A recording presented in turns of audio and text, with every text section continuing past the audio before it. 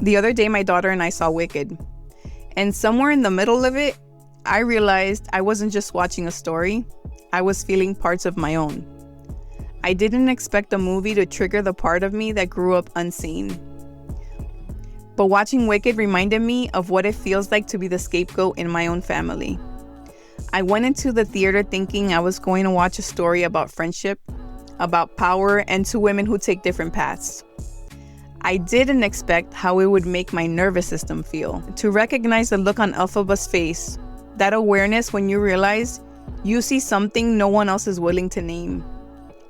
And I definitely didn't expect to feel the ache of being misunderstood again.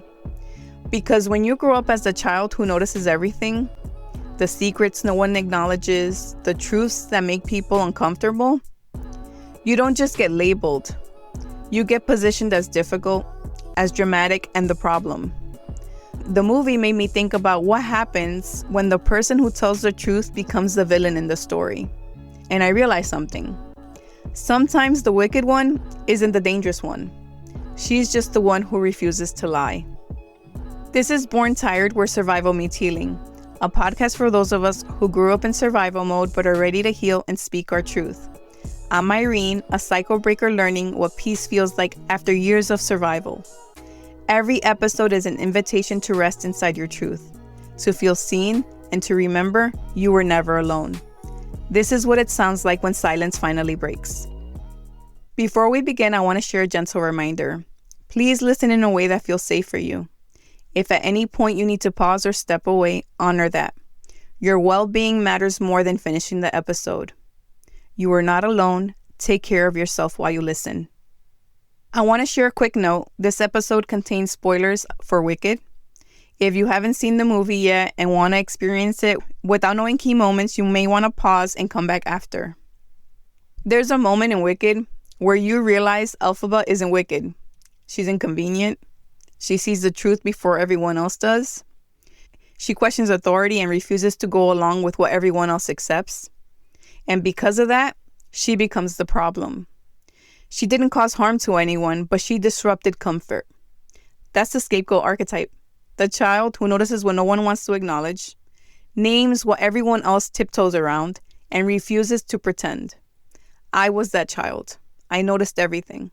The shifts in moods, the way the story changed depending on who was in the room. And instead of being protected, I was positioned as too much. Elphaba wasn't wicked. She was honest. And honesty inside dysfunctional system is often punished. And there's also something about the dynamic between Elphaba and Glinda that hurt in a very specific way. Because every scapegoat has that one person they hoped would choose them and not the family lie. Watching Glinda hesitate and wrestle, watching her stand there in the safety of belonging, it brought up so many emotions for me. There was always a part of me that hoped someone would say, "This isn't right. That's not who she is. I see what's happening." The loneliness of being the different one isn't just about rejection, it's about invisibility.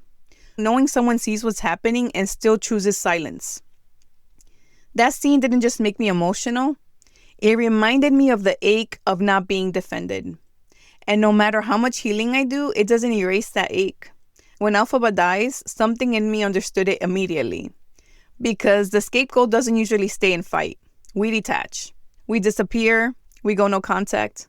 We have to leave the system and release the role they forced on us. Because that's the only way we're going to get peace. There's a kind of death that happens when you stop participating in the family narrative. You become the villain in the story. You become ungrateful, unstable. And yet, you're finally able to breathe. In the movie, Elphaba didn't actually die. Elphaba disappeared. There's something about stories like Wicked that bypass logic and go straight to the body. You don't just watch them, you feel them. And what stayed with me wasn't the spectacle or even the plot. It was the emotional architecture underneath it. The way systems decide who gets protected and who gets projected onto. The way narratives get constructed around the person who disrupts comfort. As a child, I didn't have language for archetypes. I didn't know the word scapegoat or truth teller. I just knew that when something fell off in my family and I reacted to it, somehow I became the issue. If I pointed out inconsistency, I was disrespectful. If I expressed hurt, I was dramatic. If I withdrew to protect myself, I was cold. There is something destabilizing about growing up in an environment where your accurate perception is treated as distortion. It teaches you to question your instincts, to monitor your tone, and to scan constantly for the moment when reality might shift and you'll be blamed for it. Watching Elphaba, I was struck not just by her isolation, but by the way it gets turned inward. The way her integrity becomes seen as defiance. Her difference becomes a threat. The way the system preserves itself by labeling her. That's the part people don't talk about enough. There's a functionality to scapegoating. There's another layer to this that I've been sitting with. The scapegoat isn't just the one who sees the truth. They're often the one who feels everything. The one who notices energy before anything is said. Who can sense when something is off even when everyone else is pretending it's not. And that level of awareness usually comes with a kind of empathy that makes it hard to look away. You don't just see the dysfunction, you feel it. And in systems that don't know how to process their own pain, that kind of sensitivity becomes threatening. Because when you're that attuned, you become a mirror reflecting what others haven't faced in themselves. The anger that was never acknowledged. The hurt that was never processed. The patterns no one wants to take responsibility for. And instead of sitting in that discomfort, the system finds a place to put it. It gets projected outward, assigned and contained. That's where the scapegoat comes in, because they made it visible. There's something painful about realizing that what was labeled too much in you was often just the capacity to feel what others were avoiding. Your empathy exposed the problem. And when a system relies on silence to stay afloat, the person who reflects the truth will always feel like the disruption. In many families, the scapegoat carries the tension the system doesn't want to metabolize. They hold the discomfort, express what others suppress, and become the container for unresolved conflict. When you're young, you don't realize you're playing a role. You think it's identity. You think, maybe I am too much. Maybe I am hard to love. Maybe I'm the reason things feel unstable. That internalization is so heavy. It follows you into adulthood in so many ways. It shows up in how you interpret conflict, how quickly you assume responsibility, how easily you accept being misunderstood because it feels familiar. But here's what I realized watching Wicked. I no longer feel confused about why I was cast in that role. I can see it clearly now. It makes sense that the person who refuses to participate in denial becomes inconvenient. That systems built on silence resist disruption. And truth is often received as aggression when people are invested in illusion. Understanding that doesn't erase the grief, but it does remove the shame. There's a difference between grief and shame. Shame says there's something wrong with me. Grief says something important was lost. Watching the film, I felt grief, not for the role I played, but for the loneliness of it. For the younger version of me who wanted alignment instead of isolation. For the version of me who thought if I explained myself clearly enough, someone would finally understand. There's a specific kind of heartbreak that comes from being accurate but unprotected. And I think that's what stories like this surface. They remind you that being misunderstood doesn't automatically mean you were wrong. There's also something powerful about examining how narratives get constructed.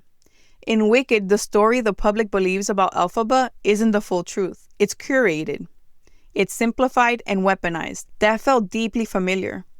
Family systems often operate in the same way. They don't tell the whole story. They tell the version that works for them. It's shaped to maintain loyalty and hierarchy. And if you step outside that story, if you refuse to play the role they gave you, you become the outsider. That can feel like exile. But exile isn't the same as erasure. That's what I understand now. There was a time when being misrepresented felt like disappearance. Like my reality didn't count unless it was validated by the group. Now I understand that my reality exists whether or not it's acknowledged. That realization changed everything. Another layer that struck me was how often scapegoated children grow into hyper-responsible adults. We learn to anticipate emotional shifts, to regulate rooms, but we often don't learn how to rest inside our own perspective without defending it. Watching Elphaba stand in her conviction, even when it cost her belonging, ignited something in me. Healing for me hasn't been about rewriting the past. It's been about stabilizing my internal compass, trusting that if something feels misaligned, I don't have to override it to preserve connection. Recognizing that not everyone will agree with your version of events, and that agreement isn't the same thing as truth. There's also something important about separating identity from role. For a long time, I identified as the strong one, the resilient one, the one who could endure misunderstanding. But endurance isn't the same thing as peace. Peace comes later. It came when I stopped trying to correct the narrative and I started building a life outside of it. Watching the movie didn't make me want to be vindicated. It made me grateful. Grateful that I don't have to be chosen by the people who couldn't see me. That my integrity no longer feels like a liability. And that the story I'm telling now is mine. There's a confidence that comes from understanding your role without resenting it. Yes, I was the one who saw things. I was labeled for it. And yes, it hurt. But I'm still here. And I'm not here in reaction. I'm here in alignment. And maybe that's the part that moved me most. The recognition that sometimes the wicked woman isn't dangerous. She's grounded in herself. She's no longer negotiating her perception for the comfort of others. And that kind of healing requires self-trust. It reminded me I don't need to be redeemed by the people who misunderstood me. I don't need to be rewritten into their version of acceptable. I only need to remain steady in my own narrative. And that steadiness, more than vindication, more than validation, is what feels like freedom. For a long time, I thought healing meant being understood. I thought it meant the narrative eventually correcting itself. That one day the people who misread me would look back and say, we got that wrong. But what I've come to understand is that peace doesn't require agreement. It requires alignment. Agreement is external. It depends on other people. Alignment is internal. It depends on you.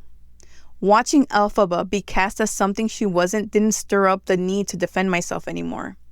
It reminded me that when you grow up being misrepresented, your nervous system gets trained to anticipate correction, to explain, to justify and soften your edges so you're easier to hold. At some point, that becomes exhausting. The real shift for me hasn't been proving that I wasn't the villain. It's been releasing the need to prove anything at all. Because the truth doesn't become more true when it's validated by the people who denied it. There was a time when being the scapegoat felt like isolation. Now, it feels like I'm standing in my own truth. It means I saw something, I responded to something. I didn't override myself to maintain harmony. That doesn't make me wicked, it makes me awake. And awakening inside a system that relies on sleep always creates tension. One of the hardest parts of stepping out of a family role is accepting that you may never get the scene where someone stands up and says she was right. You may never get the public correction, the apology that makes everything okay. And that used to hurt. But now it's more of a recognition of what could have been. A grief that no longer consumes me but still exists. Grief doesn't mean I want to go back. It means I'm honest about what I needed. There's something powerful about being able to say, that hurt me, without needing anyone else to confirm it. Another thing I noticed is that I no longer feel pulled to fight the story. When you've spent years being cast in a role, you can become hyper-focused on correcting it, on gathering evidence and proving your perception. But there comes a point where you realize that fighting the narrative keeps you tied to it. And freedom looks like building something outside of it. That's what this platform has been for me. I created Born Tired, a space for survivors to feel seen, to name the roles and break the silence. I became the adult I needed when I was young, the one who says, I believe you, you're not crazy, you're not the problem. They try to make me small. They tried to make me the villain. Instead, I became visible. There's a difference between speaking to be heard by the people who silenced you and speaking because your voice deserves space. I'm no longer trying to enter their story. I'm writing my own. Once you stop trying to be redeemed inside the system, you stop needing to be cast as anything at all. You're not the villain. You're not the misunderstood one waiting to be chosen. You're just yourself. And that feels lighter. The part of me that once longed to be defended no longer runs the show, because I understand that self-trust is stronger than validation. I trust my memory, my perception. I trust the way my body felt in those rooms. There's something about stories like Wicked that reminds you how easy it is for a person to become a symbol, a headline. But human beings are layered. And I think the deepest healing for me has been allowing myself to be layered without needing to be reduced into something clean and simple. I can be strong and still grieve. I can be distant and still wish things had been different. All of that can exist at once. When I look at my life now, I don't see someone who escaped a role. I see someone who outgrew it. The scapegoat identity doesn't define me anymore. It doesn't determine who I'm becoming.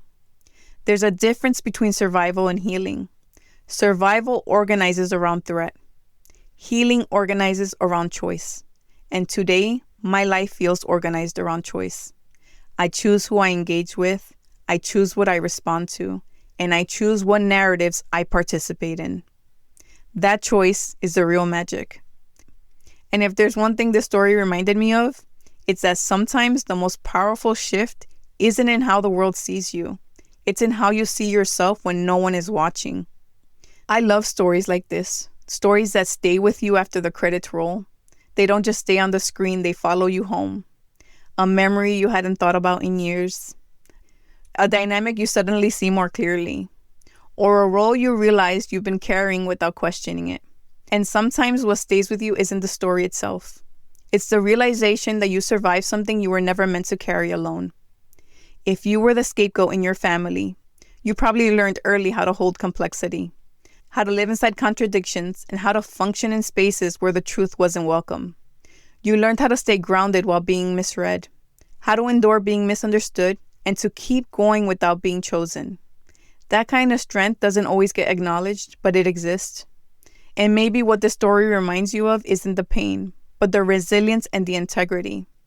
There is something powerful about looking back at the role you played and realizing you were responding to something real.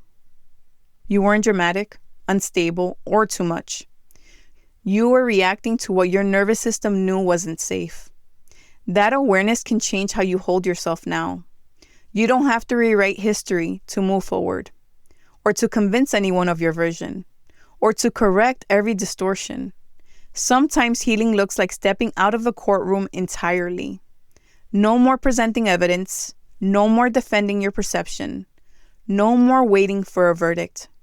Just living in a way that isn't organized around the people who misunderstood you, that isn't shaped by proving your innocence. Living in a way that reflects who you are now, not who they said you were. That's the revolution. The freedom to exist outside of the role.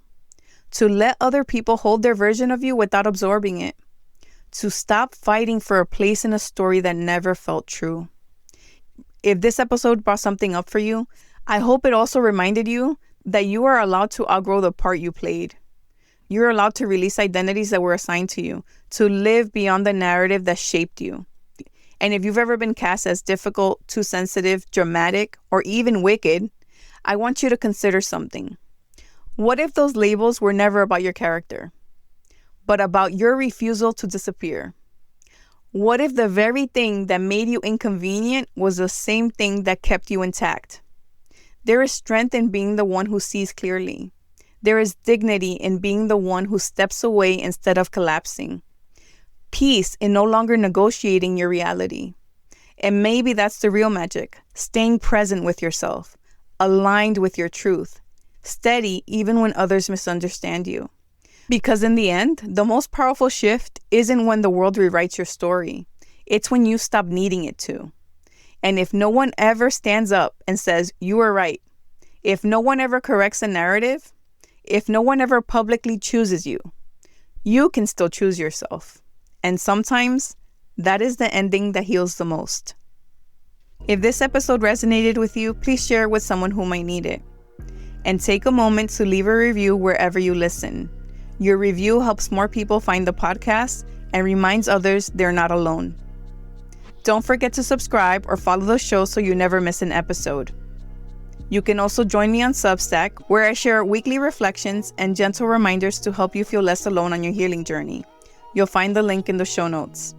If you'd like to connect beyond the podcast, you can find me on Instagram and TikTok at Born Tired Podcast. I'd love to hear what resonated with you. And if you'd like to support the podcast, there's a link there to buy me a coffee. Thank you for being here, for listening with an open heart. Most of all, remember this: your story matters, your voice matters, and you are not alone.